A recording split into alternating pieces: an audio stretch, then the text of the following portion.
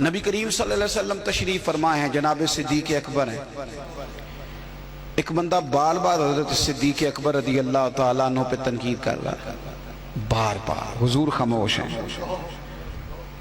جب اس نے حد کر دی تو حضرت صدیق اکبر بولے، فرمایا تو غلط کہہ رہا ہے، میں اس طرح کا نہیں ہوں۔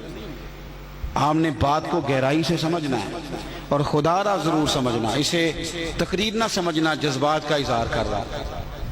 ایسے تلخ تلخ لوگ، آپ یقین کریں ہم عقیدہ لوگ، ایک عقیدے، ایک نظریے کے، ایک جماعت کے لوگ، لیکن ایک دوسرے سے دوریاں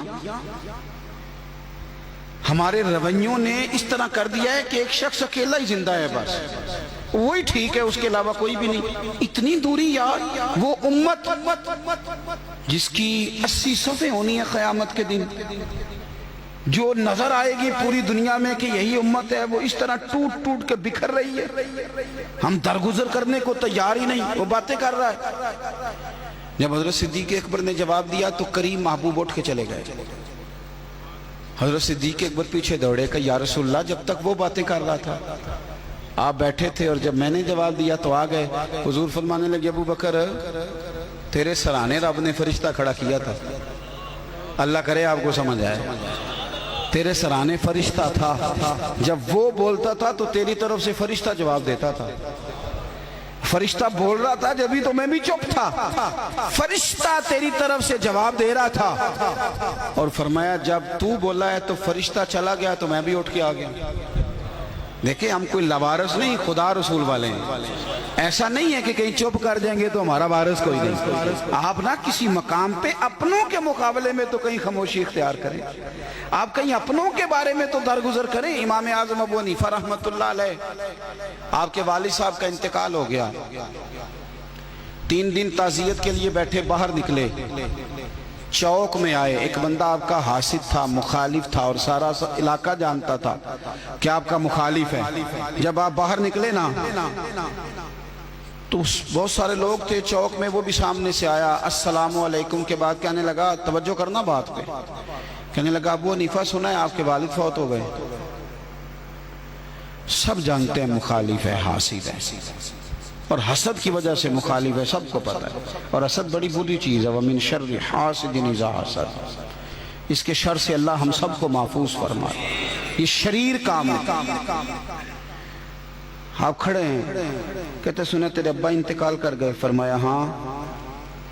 کہنے لگا اپنی ماں کا نکاح میرے ساتھ کر دو۔ یارو کہہ دیتے ہیں لوگ بڑی بڑی باتیں، کبھی دیکھو تو صحیح، بڑا کچھ کہہ دے، چلو سامنے نہیں تو پیٹھ کے پیچھے کہہ دیتے ہیں لوگ، بڑی بڑی چیزوں پہ طنز کرتے ہیں، ایسا جملہ کستے ہیں کہ وہ انسان کی نیند میں سوراخ کر دیتا ہے، سوتا نہیں انسان۔ اماں کا نکاح میرے ساتھ کر دو، جملہ سخت تھا پر بات تو شرعی تھی نا، غیر شرعی تو نہیں تھی۔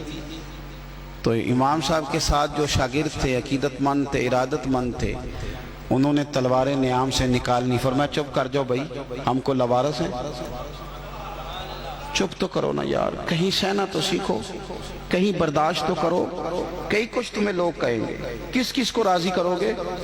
حضرت امام صاحب رحمت اللہ علیہ نے ساری ہمت سمیٹی، آنسو جو چمکے تو ان کو بھی دامن میں سمیٹ لیا، ہمت جمع کر کے کہنے لگے میاں تم نے کہا ہے میں اپنی ماں کا نکاح تیرے ساتھ کر لوں تو عدت گزر لینے دے، میں تیرا نام لے کے اماں سے بات کروں گا، اگر وہ تیرے ساتھ نکاح کرنا چاہے تو مجھے اعتراض کوئی نہیں۔ ہوئے ہوئے ہوئے، دل دریا سمندروں ہی ڈونگے، کون دلاں دیاں جانے، دل تو ٹوٹ گیا نا، بکھر کہہ دیتے ہیں یار۔ کئی دفعہ جس نے 40 سال بھی قرآن پڑھایا ہو، مسجد نے ڈیوٹی کی ہو، اس شخص کو بھی کئی دفعہ لوگ مسجد کے دروازے پہ کھڑے کر کے بات کر دیتے ہیں، بڑی تکلیف ہوتی، بڑی تکلیف ہوتی ہے بعض اوقات، بڑے بڑے لوگوں کو لوگ کہہ گزرتے۔ حضرت امام صاحب فرمانے لگے عدت بیت لینے دے، تیرا نام لے کے بات کروں گا، تیرے ساتھ نکاح کرنا چاہے تو مجھے اعتراض کوئی نہیں۔ یہ کہہ کے اپنے دوستوں کے بازو تھامے اگلے چوک میں گئے، وہ بندہ دھڑام سے زمین پہ گرا، اعتراض کر دھڑام سے گرا، روح ہی پرواز کر گئی۔ لوگ کہنے لگے حضور اسے کیا ہوا؟ آپ فرمانے لگے اس نے سمجھا تھا میں لوارث ہوں، اسے کچھ بھی نہیں ہوا۔